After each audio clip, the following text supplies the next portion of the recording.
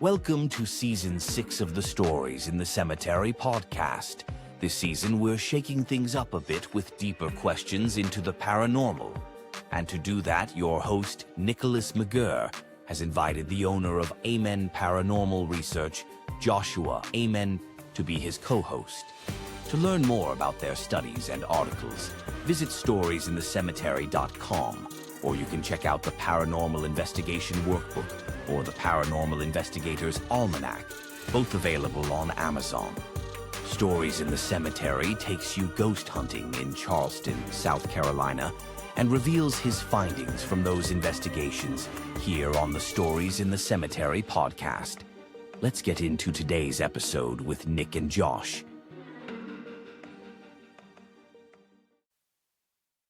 All right. Let's hit this button and see what the hell happens. Magic. All right, everybody. Let's just do a mic check. Mic check. Paranormal magic.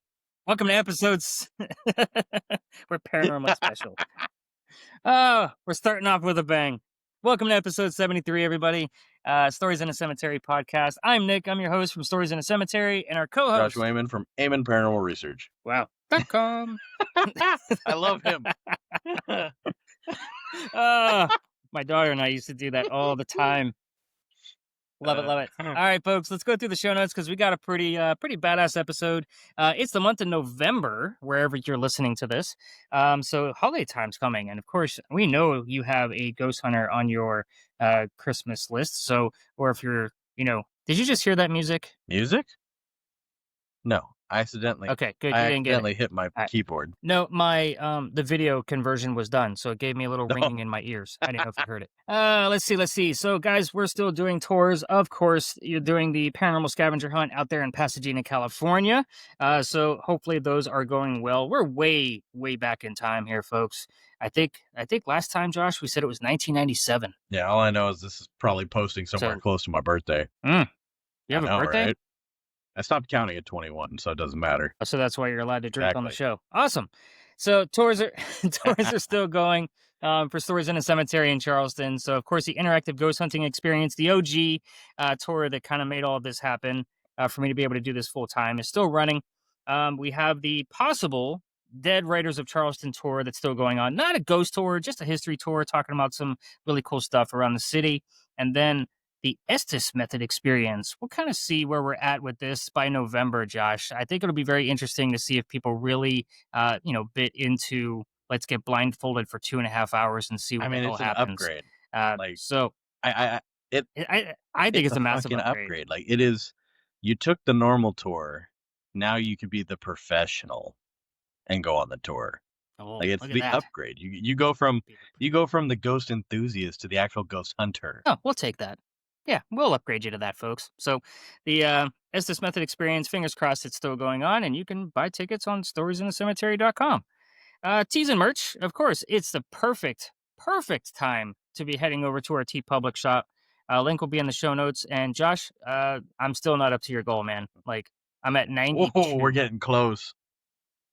Yeah. It's all right. Like 92. I'll send you over some ideas. Got to get some Amen Paranormal shirts in there anyway. Yeah, and I'm working with some new designer apps and stuff like that where I, create all those really badass tees. But folks, it's not just a bunch of stuff with our logos on it. There's some funny tees in there. There's some stuff like souvenirs from either one of our tours. If you've taken those before, but all kinds of cool stuff. 92 designs meant for ghost hunters, built by ghost hunters, meant for ghost hunters. Isn't there like another company that does shit like that? So yeah, make sure you're checking those out.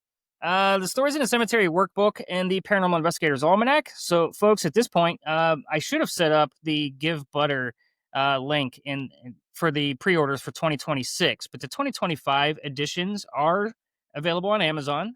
Probably around this time, the workbook will be pretty close to its backlisted price. So I'll have those links in the show notes for you as well. But the Give Butter for pre-orders for 2026, that's a huge deal. Kind of gives us a really great idea of how many copies we'll need to order and ship out and all of those things. And that way it'll help with the algorithms of Amazon, which nobody can ever really truly figure out. Of course, my fiction works are always available on Amazon as well. You just got to type in Nicholas McGirr and you'll find all of those. And of course, I think we've already mentioned both of our websites Yeah. at this point, which are very simple. And then, last but not least, if you are not streaming on Spotify, that is how you're going to help us, and by leaving a review and/or comments on the episodes. So I think we've done a great job. I mean, we're getting pretty close to the end of the Yeah. year. I think we only have like 3 episodes, like 3 regular episodes left. And I think we've covered some really great topics. We'll probably do like a rehash on our last episode of the year to kind of really go through. But Josh, this has been the most consistent year that I've had with the podcast since I started this six Woo! years ago.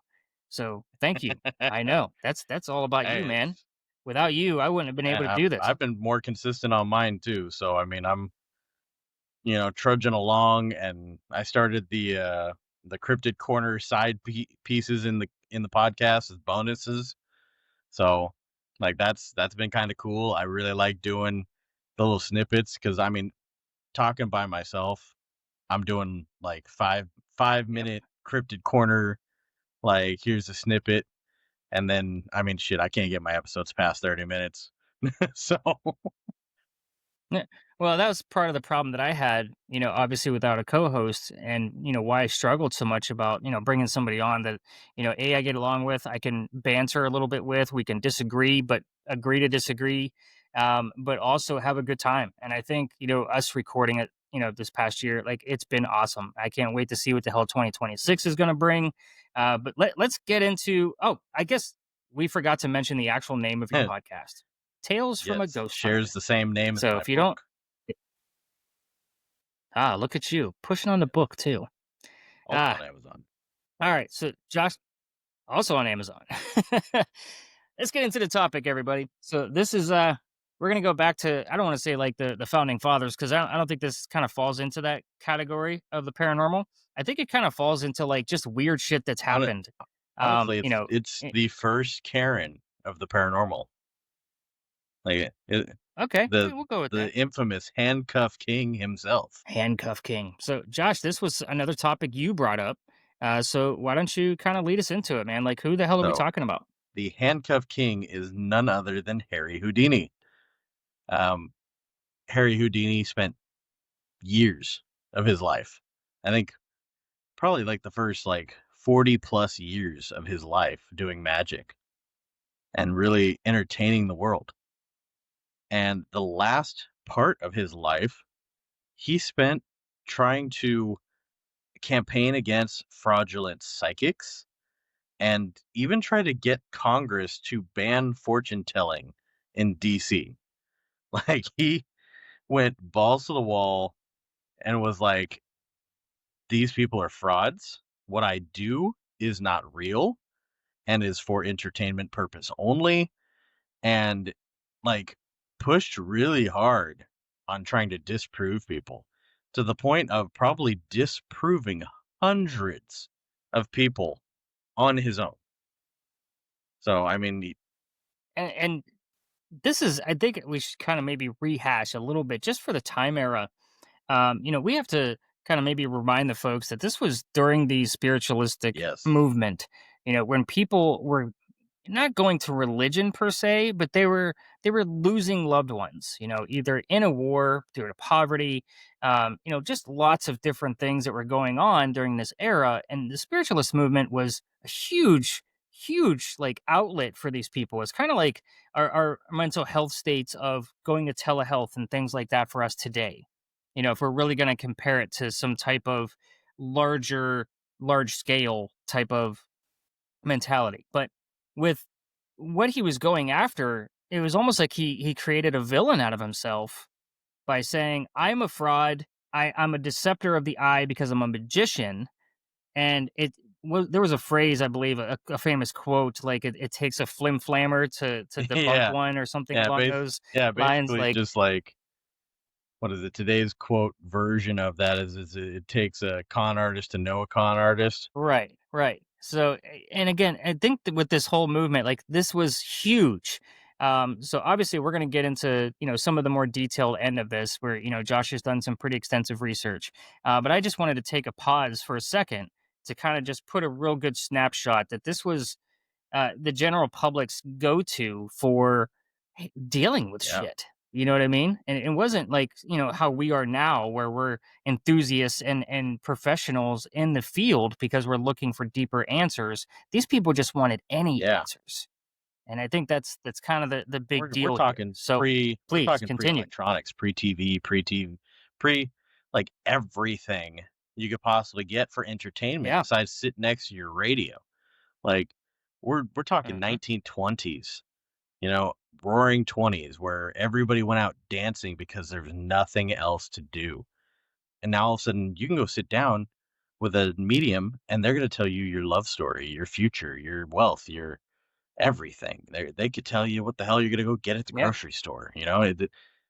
It was the spiritualist movement where everybody was like, "Oh, we're going to pull out the Ouija board and play a rounding game of, and it was made and Well, it's also the same time era as Pearl yes, Koran. So, I mean, guys, go back and listen to episode, was that 62, 63, or 52, fuck, that 53? guess is as good It was as a mine. while ago, but I mean, that was at the top of this season where we discussed, and that was kind of how that started was we're going to sit around. What do you want to do? And let's break out the Ouija board and talk to the dead. Like it wasn't a morbid thing the way it has that connotation today. So again, just reiterating the time frame. And to me, it's all about like know your ghost. But at this point, I need to know the history of what the mindset was for the general pop. And that's kind of like what I like to bring to light. When we're covering something like this, was it wasn't just a magician that wanted to debunk psychics. You know what I mean? Like, don't think of Chris Angel going after the crazy, Vegas lady, or what was the New Jersey psychic lady? I can't remember her name, but don't think of it in that light. Not even I think of this as him going after anybody that had a crystal ball, yeah. Ouija board, dowsing rod, anybody that had any divination tool. He was going after them. That was his thought I believe it process. was episode 54, writing with a spirit board. Yep, I knew it was in the early 50s. Ah, yeah, but this was a major thing, especially for Houdini, because he spent so much time in his younger years basically playing that he was part of this spiritualist like world, that he could do things that were beyond comprehension. I mean, in 1920, Houdini even befriended one of the spiritualism's most ardent supporters, Conan Doyle. So he was a medical doctor, the creator of Holmes, and the most celebrated rationalist thinker in literature at that time. So they called him Saint Paul of spiritualism Obviously, later on. yeah, I mean, there was a great friendship, between these two gentlemen. And of course, we all know him. I mean, as a writer, I've read probably most Sherlock Holmes stories.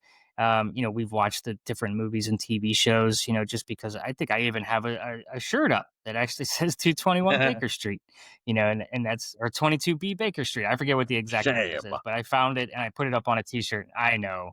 Um, but it is one of those things where, we all know him as Sir Arthur Conan Doyle. And, this is huge for a writer like this and somebody so renowned for his field, to, I don't want to say buy into the spiritualist movement, but to have a friend that doesn't, I think is Oh where yeah. things like really went south between this whole Oh, I mean, relationship. not to mention, I mean, Doyle's wife, Jean, was a medium, and she claimed to be skilled in automatic writing.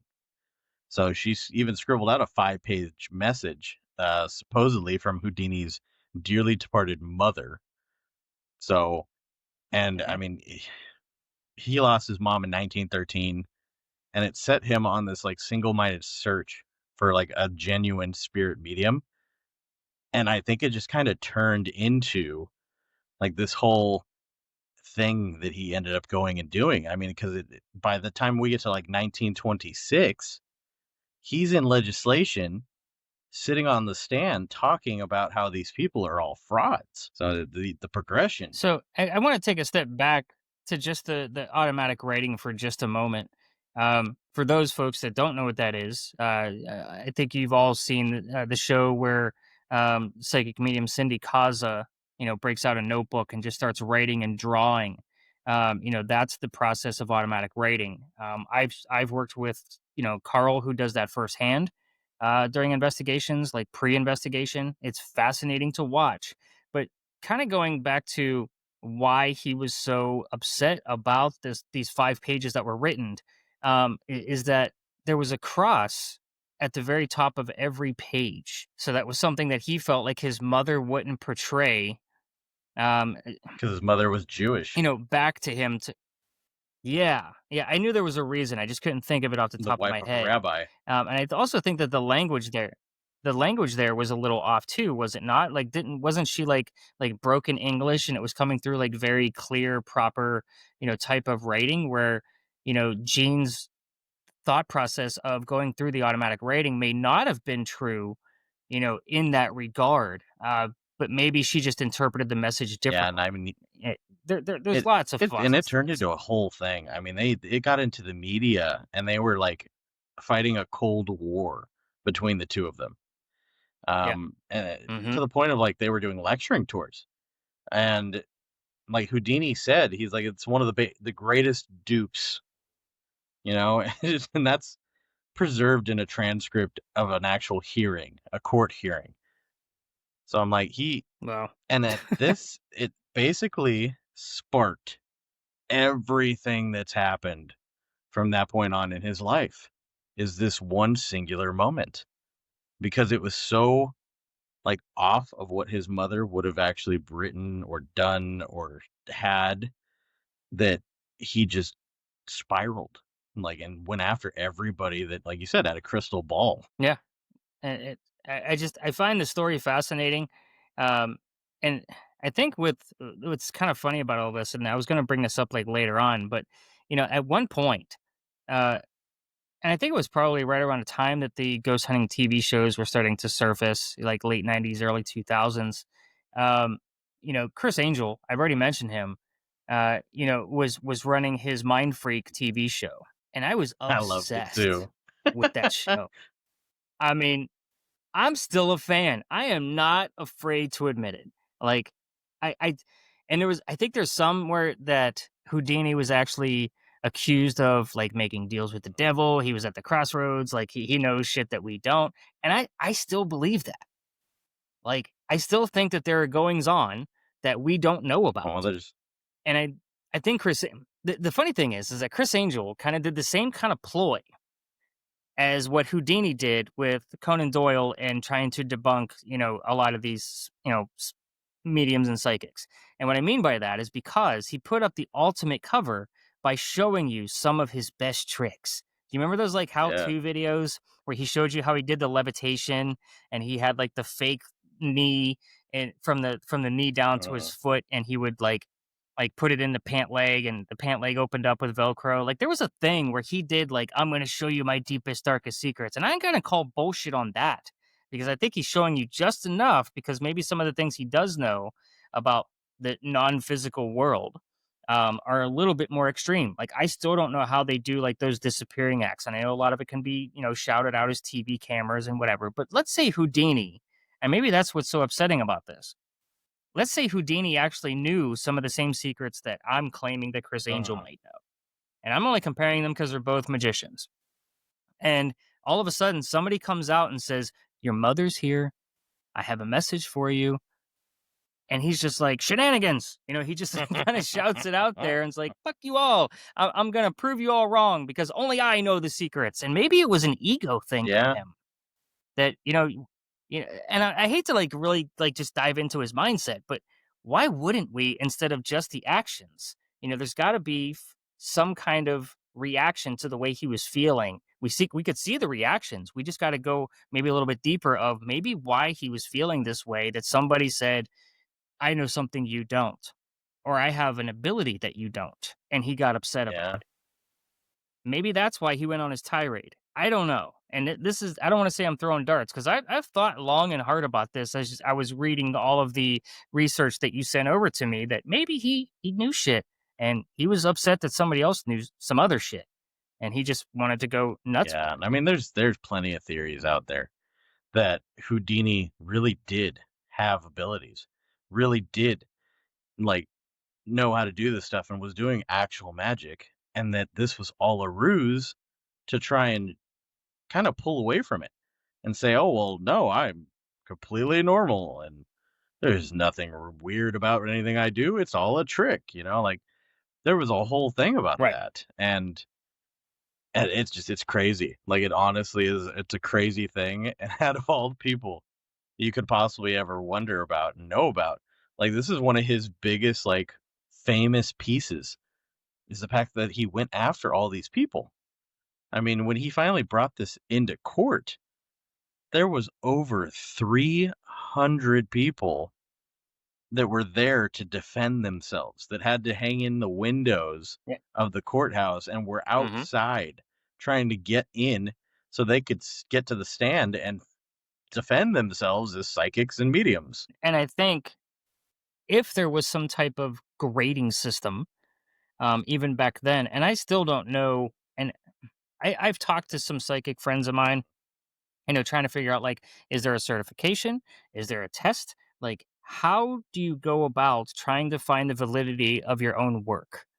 Other than you Yeah. just know that you're legitimate. So that's where I probably have a problem with all these self-proclaimed psychics, that I see, like, on the tours, or I'm a sensitive, I'm an empath. Like, have you been deemed Right. this? Like, anybody can go on TikTok and say they're a demonologist because they read one book. You know what I mean? Like that's the kind of shit that's how I feel about some of that. But I feel like there should be, and there might be, and I just don't know. And I don't think I've ever gotten a straight answer. Some type of redeeming quality. Like there should be a test of testing your abilities, kind of like the Sitsi scoring system on a ghost hunt, Mm. where there is a team that will test your complete abilities based off of different, I guess, knowledge that you may not know about specific people, about events, about things you've done in the past, automatic rating. There should be some type of grading system. Yeah, that'd be hard to Um, figure out because I mean, you have a lot of different, because there's clairvoyant, clairaudience, like there's right. different abilities. So like you would have to have, I guess, A yeah, well, test for I each mean, one. I guess you would have to have like a panel of 5 people and have one of them have each one of Hmm. the clairvoyants, like a cognitive, whatever they all are, and have like one of each that is like one of the best ones in their field, I guess, or in their specific category to then help I would score. think that there would need to be at least 3 to 5 for each Yeah, Claire. Like, that's how I feel about it. Like, they need to test them on the different abilities of what they're capable of doing. And I don't think this is an A plus is the only way you're going to become, this certificate of authenticity kind of mentality. Because I feel like with each psychic and medium that I've met that I can trust, that they are valid, they are completely different from one another. They might all claim to be clairvoyant, but their clairvoyance is on a different level than the other. So I think like there needs to be some type of grading system to where these people can not just go on any social media platform or online, whatever. And I'm a sensitive, I'm a medium, the ghosts are attracted to me. Well, prove it. Like, I need a COA, I need mhm, you see the yeah, point where I want a little bit more validity behind all of these people that claim, because I feel like we're all born with it. We're just conditioned to not use it. And I think, back in, we'll just say Philip's days back in the 1600s, that, it was probably a little bit more, I don't want to say open to the subject, because we've been able to debunk a lot of things about like what they thought was godly or what was magic or whatever they were coming up with, but were actual natural causes of the earth and the the physics that we know right, today. But there are other things out there that cannot be explained that could have happened in olden times, and things that are still going on today. We're just conditioned to look at it as, that's physics. The door slammed. right. This, that. You know what I mean? Explain. Right. And that's just what most people would do in a normal daytime, normal everyday life situation. I say daytime because things apparently only get spooky at night. You know what I mean? So I can prove it. uh, I just feel I've been looking at all the science for it, and you know what? It's funny as shit because I've been listening, because I listen to a shit ton of podcasts while I'm driving for work constantly, and Mhm. they were talking about it today. They're like, yeah, like it was, you know, good good amount of moon out, and but it was really overcast, and then they're talking about this shit that happened. And I was like, oh, yes, it's right there. Like, that helps prove it more. So actually, it's not to keep rooting on other podcasts, but there was another podcast that I was listening to on the way to the office tonight. A podcast you were on, Ghost and Us. And it was, yeah, they were doing one of their questionnaire sessions, which I thought was super fun. Like where Taylor, one of the hosts, will ask Blaine supernatural questions, and the audience gets to guess because they don't know what the answer is. Like, I think it's super fun. We might have to try something like that for Yeah. 2026, guys. If you like that idea, throw it in the comments. But anyway, one of the questions was, which magician went after the spiritualist movement with a vengeance, or Ah. however she said it. And I was like, I know that answer. We're covering that tonight. That's hilarious. But yeah, it was actually really cool. Oh, and they actually used the Paranormal Investigators Almanac as a reference Hey, for one of their later questionnaires. Like, yeah, they were asking. She asked them what the Gonsfeld effect was, and that's explained in the almanac. sweet. So, and what wasn't so sweet about it was she called it your book. Hey, I gave credit where Yeah, credit was due. All right, if I'm just more like rememberable, and that's okay. I've rememberable. already scheduled Have with you? Blaine like that. I'm gonna be. He's reached out, so we got to set up the Hey, date. So that should have already aired by the time this comes out in November. So guys, go back and listen to Ghosts and Us. Super fun. Blaine and Taylor. Like Blaine has a lot yeah, of he energy. does. So little side plug for them. So appreciate them for sure. But anyway, back to our friend Mr. Houdini. So again, I think there was something well beyond, like, underneath the scope that we didn't see necessarily in court because we didn't go back to the original emotion of what caused True. this for him. And it was maybe something did show up in that letter of that automatic writing where it triggered something for him and it was a little too real. And him going, well, I normally deceive the general public. I do have a few tricks up my sleeve that people don't know about, and somebody else has another ability, and I'm pissed about it. I don't know, but that's just the theory I'm going with right now. Who knows what it'll be Well, tomorrow? I mean, it definitely a good starting point. We can kind of go into like more about what happened. So it was June 18th, 1922, when they got the so-called what they refer to as the mama message. So, and I'm actually looking at I'm not even sure what the hell I'm supposed to be looking at because this is practically illegible. Yes, I'm looking at this. Do you have a copy of the actual Yes, letter? yes, I am looking at the actual letter. And it is so Nice. like I know. Is it in cursive? Do you not know how to read Gosh, I know how cursive? to write cursive. Okay, don't start with me. This is I write like a doctor, but this is definitely like she's definitely the wife of a uh, doctor. Um, okay. yeah, yeah. This is a hard one. I would need some serious time to try and read through that. Um, because it's hard, but it's so the translation of what somebody has actually done says, "Oh my darling, thank God, at last I'm through. I've tried oh so often. Now I am happy. Why, of course I want to talk to my boy, my own beloved boy. Friends, thank you with all my heart for this." So that's just the first section of this letter. And like you can already hear it. Like there's a lot of God, there's a lot of religious talk, the cross at the top of the page. Sure. Like this is not Jewish in any way, shape, or form. But a lot of this could have been interpretation. Correct. Correct. And it's also very like lyrical. Like you have answered the cry of my heart and of his God bless him a thousandfold for all of his life for me. Never had a mother such a son. Tell him not to grieve. Soon he'll be all the evidence he is so anxious for. Yes, we know. Tell him I want him to try to write in his own home. It will be far better. So it's very lyrical. Like it really like Yeah. sounds like poetry. It's very Yes. rhythmic. Yeah. Yeah. But I mean, and it continues on with the same thing. It's got the lyrical like cadence to it, and it's all very like happy, joyful, wonderful, God, God, God. Like the whole letter Okay. is like that. So I can see why he Yeah, like and to fought, me, against this so hard and why he felt flim-flammed, for lack of a better word. flim flammed. I don't think I've ever even heard that phrase before, even in my old timiness. But I think the crosses at the top, I'm not looking at the pages like you are, but are these crosses like drawn? Are they like just a T? Like what do they look So like? it is. Yeah, it is like a T, but it's at the top of the page. So and it's like a proper cross, like the smaller top part, the longer bottom part.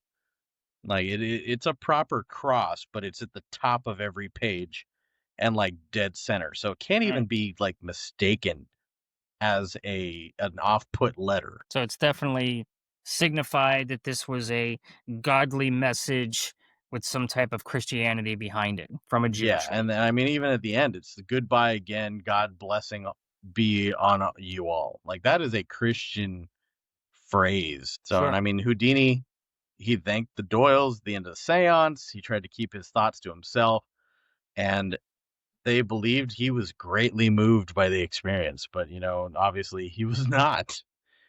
So, and I mean, Doyle went as far as asking, if he wanted to continue, after the proof of the spirit communication by his own mother had come through. So, like, he tried to get him to stop attacking the spiritualist movement by referencing this as like a true, I don't know, I guess, like, experience that he had had. Wow. So before we kind of continue on with this, I want to, before the break, hang on, I got a cough. While Nick is coughing, you can go to episode 61 and learn more about Philip, as he mentioned earlier. So I'm going to ask you, have you ever been to a psychic medium? So I have mixed feelings about psychics. I've had someone read tarot cards. Um, I've also done a quote unquote psychic reading for someone else to prove the technique. Because I forget the name of it, but there's a technique that you use when flim-flamming. It's going to be a favorite word now. When flim-flamming someone into believing that you are a psychic. And it's basically just the ability to draw them into what you're saying, and you kind of educated guess. Depending on the person's age, you go for parent or grandparent or whatever else, and you guess a gender. And I mean, come on, there's plenty of dead people, behind each person you meet. Well, I think but the point I'm trying to make here is have you, yes or no, visited a psychic or a medium where they've read your cards and you walked away? So I've seen one tarot card reader where I really I sat down, and at the time I thought it was all in good fun. And I was like, that was interesting. I didn't really take it for what it was. And just Uh-huh. for those out there, this tells a little bit more about me. At the time, I was married, and he told me that I was going to find new love in the coming year. That I could hear. um, It'll probably be like it'll yeah. probably edit it out. So, and I thought this was really odd. He said, "Oh, well, money's going to look up for you, and things are going to be good, and you're finding this new love interest." I'm like, that's funny. I'm married.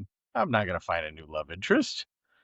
And lo and behold, my ex found her own new love interest, and I did find, you know, love. And this time I'm pretty sure it's permanent. So, and I did, money did look up. I got promoted at work. Things have worked out. Um, and things have progressed in in the direction he said they would. So, it really kind of shuddered me a little, because I had never met someone that I honestly felt could be real. Because as a ghost hunter who did tours prior, and is doing them again now, like, we run into these people on a normal basis. Hmm. And 90% of them Sure. are like, I'm psychic. I know that the Right. ghost of, you know, Charles Darwin is here in Charleston. Or, it's like they just pull shit out of their ass. So to meet somebody that was So real, the overall feeling, the overall feeling that you had from that initial reading that you had before it all came to fruition and insight and into the light, like how did you feel when you walked away? Like all in good fun? pretty much, yeah. It was like, I didn't take it for much. I just thought, that was cool. It was interesting to see him read the cards and like flip them and show me. And so, yeah, But you didn't like tell the reader that you thought most of it was no, BS. I mean, for the most part, like, unless somebody is really blowing smoke up my ass, I'm not going to be rude about it. Much like Houdini was in his first meeting with them, like he kept his thoughts to himself and he walked away. So, Okay. And that's the reason why I'm asking is because Houdini kept to himself and walked away. And I've been to plenty of psychic medium. Like I used to go to like psychic fairs and things like that where that's the anticipation of like I can't wait to go see Kathy. I think she's going to be right. there this time.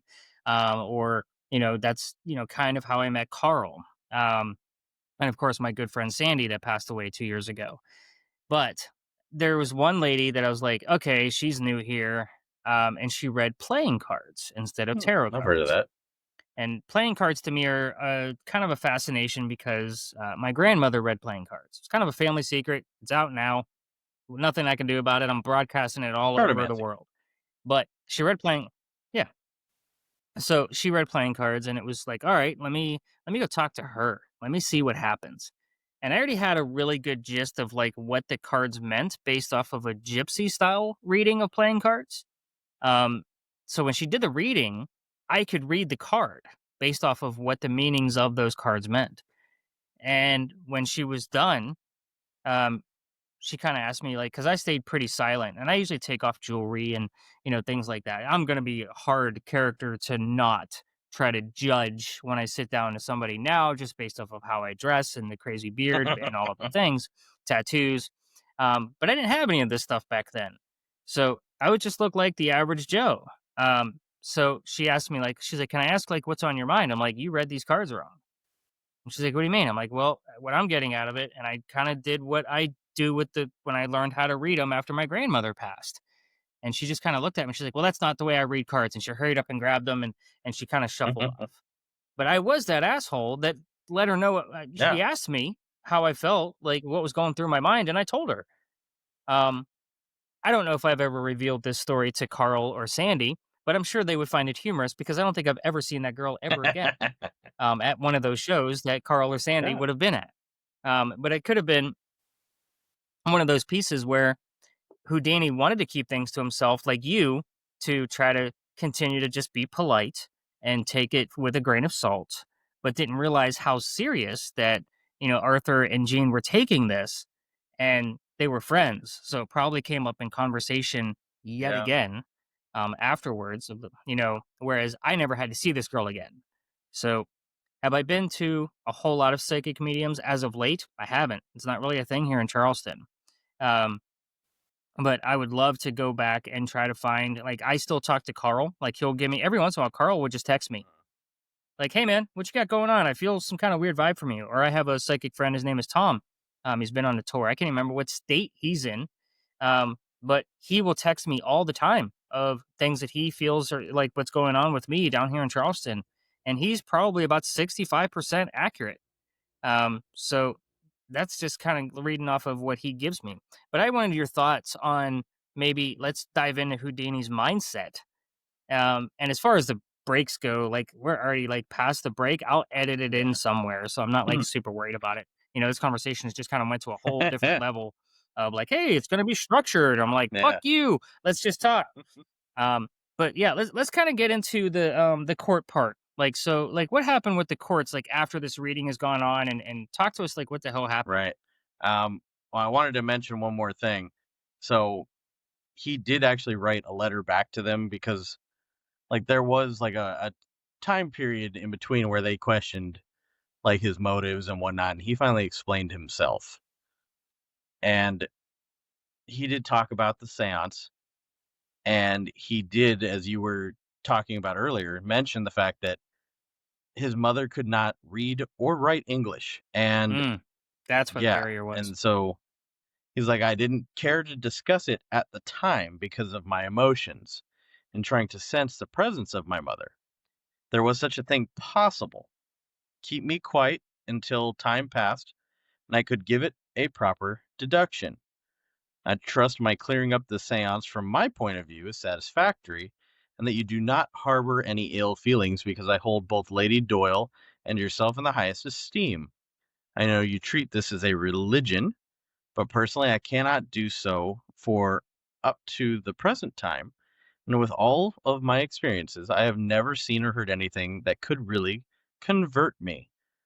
So he really did like try to be respectful of the whole thing in the process. And he continued to cite the fact that he rejected the message based on the fact that it was written in English. And, for people that might be thinking more about this right now is like, well, why is that such a big deal? Well, when people do automatic writing, It's yeah, huge. when you're doing automatic writing, you're not the writer. You are the channeling of the actual writer. You are I was gonna reference them and I can't now remember their names. You were the hell was her name? The lady that wrote through the other lady. We did the episode. I forget the name. Uh, so Pro Yes. Koran was the interpreter. No, Pro Koran Yes. was the, No, she was the actual living. yeah. The hell was the spirit's name? What the hell was the ghost name? Temperance. No, that's not it. Something like that. No, that's the name of the book. Duh. My God. Why does this happen? What the hell was her name? Patience Patience. Worth. I was close. Yeah, so it's very much like the Patience Worth case. Patience wrote in Old English and wrote Uh-huh. in a different like dialect than what Pearl could actually read and write. So it makes complete sense that someone doing automatic writing, like she should have been writing in Hebrew if it Right. was proper. So and not in English, Right. especially because English is so completely off of Hebrew and what the translation of.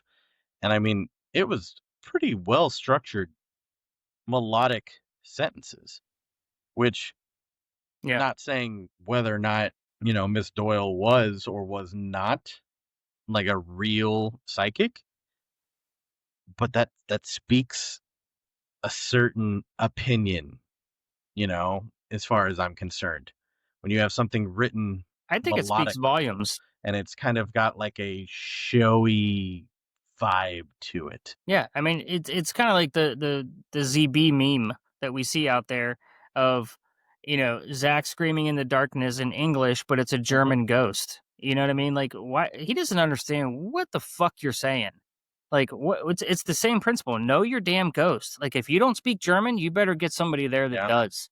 And I kind of feel like with the automatic writing and this being a channeling type of scenario, I would just call it that, or experience, the channeler isn't always aware, and it should be. I don't want to say should be, but it's probably a good 60 to 75% of people that I know that have actually channeled don't remember it. So for her to be able to write in Hebrew and those symbols and letters that we don't know in English, like that should have been a thing. Like I'm in Yeah. total agreement with Houdini on this one, where I would have walked away, but I probably would have said something like, "My mom don't speak no damn English," and I would have walked out. Like, With an what the accent fuck? still. Like, Ain't none right. of that there in these But that. damn turtle parts. Mhm, mhm. How do you speak cornbread? All But right, Mater, calm down. hey, you live in the South long enough, you pick up a few things. You got to drag out your vowels. But that's the mentality behind it, and I've seen channeling firsthand, like literally watched it firsthand. Like it's some cool shit. So if he didn't have that vibe of that Gene was fully picking up on his mom, and the writing's not there, and she's just writing random, very weak poetry, I'll put it that, where it's repeating the same things in a different format with very loose terms that could be interpreted in multiple different ways. I hate to say, like, I'm on Houdini's side with Yeah, this one. Like, I'm not like a big fan of just, like, my wife doesn't claim to be psychic and medium just because I'm a ghost hunter. You know yeah, what I mean? Like, she's just like, I'll go take pictures for you. I can look at the pictures and tell you where the light's coming from and tell you if something's kind of legit. But she's not gonna like go all out, and just try to be part of my world. She's part of my world in a much different way. That's kind of yeah, how this works. But I'm with Houdini. Like, I'm not buying that Gene was like psychic in any way, at least not to the standards of what we would call a psychic in yeah. today's So, world. I mean, he said that he, by his own estimation, investigated hundreds of spiritualist cases over 35 years. And, his investigations became international headlines over and over and over again, to the point of, like, in 1924, Conan Doyle actually put it out in Scientific American. They offered a Yeah, $2,500 prize to any medium that could produce like physical manifestation of spirit communication under a stringent test condition. And it was a big deal. Like, this is a lot of money. Um, yeah. I'm gonna convert it right now because I want to know. Like, what does yeah. that So I look mean, like? we're talking What's that? What scientific say? 1924. 1926. So we're talking like Scientific America was like a big deal in those days. It was like our version of 60 Minutes. $46 That's a thousand lot of dollars. money. No So, and shit. unfortunately, they unveiled hoaxes in trying to find a way to prove this was real. And I mean, it's insane to think Houdini, took this to trial and pushed it that far. Because you're talking in the spiritualist movement, where most of the congressmen there believed in spiritualism, where you have, I think it was Coolidge in the White House at the time, and his wife was having seances at the White House. So, and I mean, Yeah. this goes farther back than that, to like the 1840s with the Fox sisters, Hmm. 1860s. Americans started going into the spiritualist movement. I mean, even Lincoln, his wife, was holding seances in the White House. So I'm like, he's fighting at this point most of America, trying to prove that these are Yeah. fake. And it Right. like I said, there was 300 plus people sitting there waiting for their turn to fight him. Um, and I mean, he even, like, the man was a whiz at talking. He was a showman by nature, um, and Hmm. he just, like, lit everybody up. I mean, in his testimonies, he exhibited litigation skill, and at one point even issued a 40-page pamphlet, titled "Houdini Exposes the Tricks Used by Boston Medium Marjorie." Um, and he even convinced a magazine to deny this lady a prize that she had won, in one of the magazines with his 40-page, you know, like, tricks, a how-to guide basically on what she was doing. So I think with all of this, like with taking everything to heart and taking people to court, and it's almost in the exact opposite regard of like how we do things today. We have so many skeptics that are out there today because they haven't had that full blown experience like what you and I have, Yeah. gone through. And I credit that to the frequency that I go out, which is quite often. I mean, I've had experiences before I did tours, but uh, to, it just fascinates me that we're 100 years later, like almost to the exact year, Yeah. and we could probably go to court right now, and you know we'd be fighting for the ghosts are actually real, not the fact that it's kind of like what we're doing with the whole UAP thing right now. You know what I mean? Like we're waiting for the government to release all this information, and I think we talked in one episode. This kind of just sprung something up in my brain that I think it was over in another country, maybe England, where having a spiritual or psychic medium ability was actually illegal, where they would charge you or Yeah. fine you, almost like a witchcraft type of fine. Like, hey, we're going to charge you $1,500 if you claim that you have abilities. So it was actually, I think it was written somewhere where that was like in law, like you could not have these kind of abilities. But in America, with the whole freedom of speech, that's where I think this really kind of took a different turn for the spiritualist Yeah. movement, here in America. Oh yeah. And for him to go to court, can you imagine that if somebody, and I'm not even going to say, because I don't want to like spread rumors. Let's say the White House still has a psychic consultant, to the Right. first lady, because it could still be a thing where it's Oh, so yeah, totally. taboo, and and the president always has to be like, in God we trust, and have that religious value to him, that it's not looked upon with a keen eye of, yeah, this is okay. So let's say we do have like that psychic consultant to, somebody that's in the White House. And all of a sudden somebody comes out and says, ghosts aren't real, no more ghost hunting, whatever. How many people do you think would show up Oh yeah. to try to defend themselves, because it would be against the freedom of speech, the freedom of all the liberties that we have Oh in this yeah. country.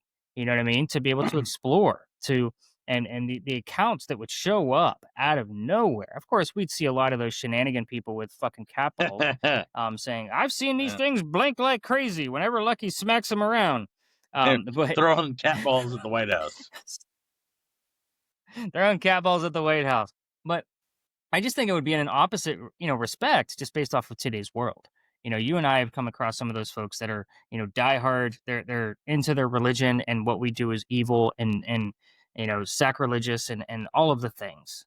And that's fine. That's what our country is. It's freedom of speech, freedom of religion.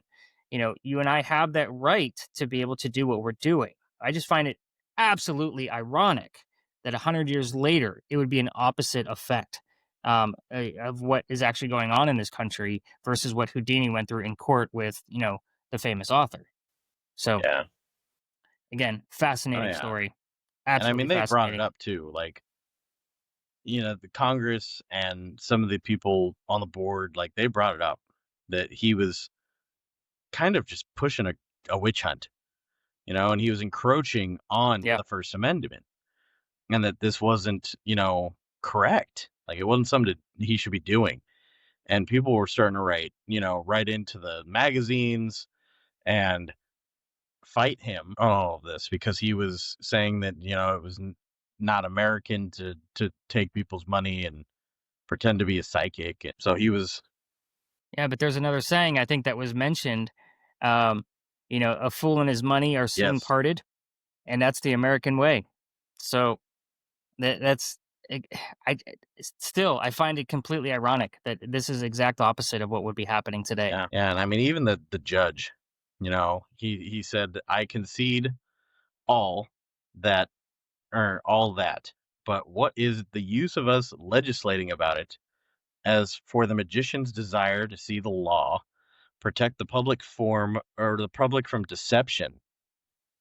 So, and like it's true. Like, why isn't a magician asking a judge to stop allowing people to be deceived? So, I mean, he Right. went as far as he put this in his shows. I know you saw the poster that was in the notes. Do spirits Hmm. return? Yep. Houdini says no and proves it. 3 shows in one: magic, illusions, escapes, and fraud mediums exposed. Like, he took this to a completely new level, and it really does, like, get to that point of, like, okay, was he pushing it for a reason? Like, is he hiding the fact that he might actually have, like, abilities past that of what people thought? Or is he really just, like, I don't know. I don't know, butthurt? Like, you brought up my mother and made her speak English. Like what caused this man? I wish I could talk to him and really just get into that, like, why was this so important? I think it's all gonna boil down to ego. I mean, I truly think it is, and that's just, again, my thoughts today. It could change tomorrow. Um, and with this, folks, I mean, we're getting really close to our hour here. Um, but we want to know what the hell you think on this. I think Josh is kind of on the fence of like the whole scenario, but I'm kind of like, I hate to say like I'm siding with Houdini on this, but I at the same time, I don't think we need to waste like government money in attorneys and lawsuits and bullshit. We have much bigger things to, I guess, fight over than our ghosts Yeah. real, our psychics and mediums real. If not, come up with a system, grade it. Let's test it. Let's put them to the Yeah. test. It's not something I'm going to do. I don't have time. I'm trying to keep up with my own damn system. Um, but but we want to know what you think. Like, it was Houdini right? Like, should we fight the art of deception and let these fools part with their money to people that are just going to be charlatans? And I'm not for the charlatan. Don't get me on that page. But what I am for is that he should question, just like we should today, everything that you guys see through socials, through all of your videos, through movies, through, you know, stop and realize what you're watching. What are you listening to? Is it meant for Hollywood? Are there really expensive commercials for brand names that you recognize? Are they on YouTube just looking for those likes and that's all they say is hit like and subscribe, hit Yeah. like and subscribe? And is that all they're after? This show, I mean, yeah, we ask you guys to go check out this site and that site, but we're trying to appeal to a much larger, I guess, community. Not It's not the general population. So we feel like the things that we put inside the show, whether it's our own merchandise and our own other books and whatever, like these are things we're looking to help you with. Yeah, is it the way we eat and live and put dinner on the table? It is. But I would tell you, if you read the reviews from either of our tours, you're going to find those 5-star reviews and the word honesty in there quite a bit. And that's a big deal. Honesty is a big deal. I'm not going to sit here and make mountains out of molehills. And I'm with Houdini on, we should question every psychic and medium that comes across our feed. And if he were here today, those would probably be the exact words that he would use with our modern day Yeah. language. I'm with him about the language as far as his mom speaking Jewish and not speaking English. Um, that would be a huge red flag for me. Like, I would have walked out and said, dude, this is bullshit. Um, because language is that important. Communication is that Yeah. important, just as much as the action. Would mom truly come through? Is this something that she would do to try to, contact her son?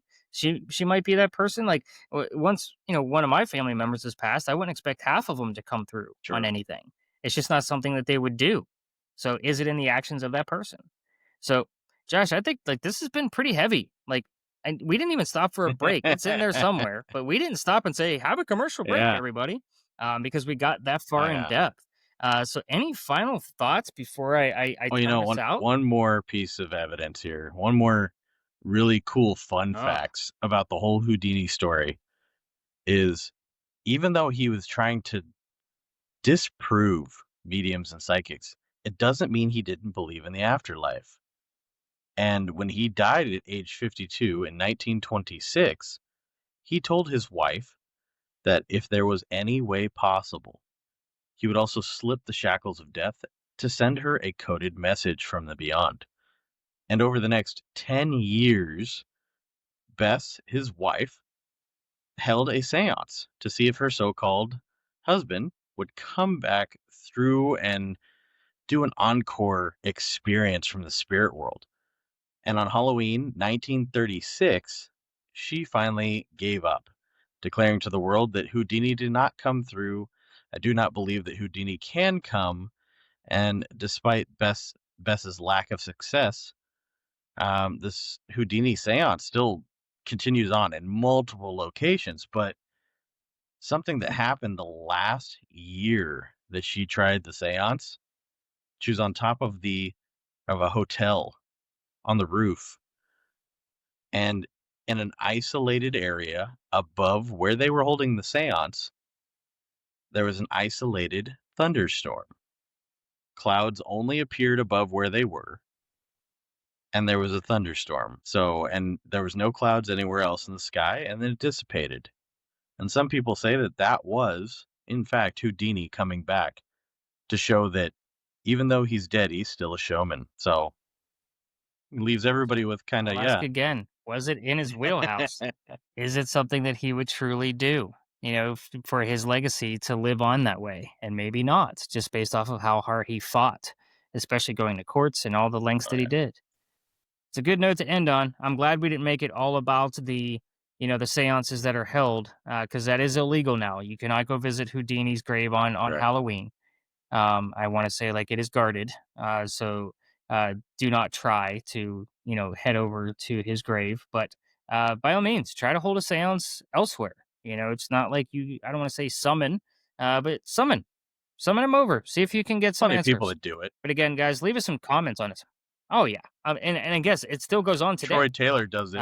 It's not something that's Yeah. ever ended. Troy Taylor from American Hauntings actually holds one every year.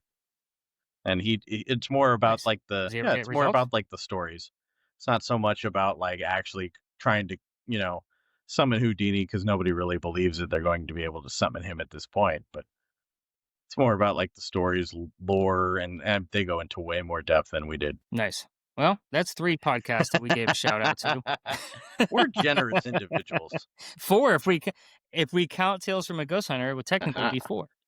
I know, right? So with that, guys, this has actually been a badass episode. Leave us comments. We really, really want to hear your thoughts on this one. And with that, thanks again. We'll talk to you guys in 2 weeks. Happy Stay shopping. paranormally special. Stay paranormally special. Hey, bearded ghost hunters. Are you taking care of your beard with all natural products? The Magnanimous Beard Superstore has everything you need, from beard oils, shampoos, beard butter, beard balm, and so much more. You can have any of their products scented with one of their amazing 45 scents. Head over to www.yourbeardsuperstore.com and use code GHOST at checkout to receive $5 off your order. Both Nick and Josh use these products daily, and our beards look and feel great and smell great too. Head over to yourbeardsuperstore.com and use code GHOST for your discount on these magnanimous products. You won't be disappointed. If you have a white or silver beard, they even have specialized products that will help keep the coloring of your beard. Use code GHOST at yourbeardsuperstore.com. This ad is Zeus approved.